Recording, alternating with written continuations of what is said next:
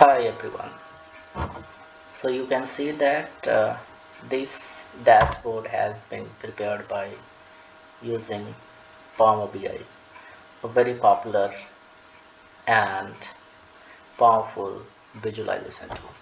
So at the back end of this graph, you can see the raw data. This is my master data. So same as in the form of row and column as in Excel. But if you go to the report view, this report has been prepared in this. It take couple of minutes.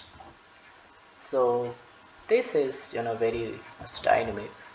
For example, you can have sum of salary by department, you can have the minimum salary by the department or the maximum salary by the department, and pie chart, donor chart, bar chart, or the line chart. You can select any.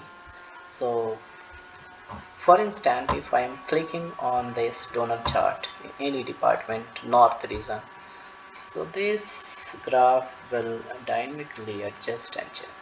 Isn't very interesting?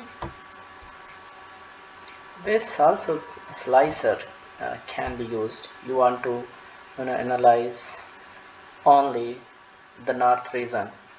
Then by simply clicking, you can find that the data or analysis of particular region. Keep in touch for more interesting and latest knowledge.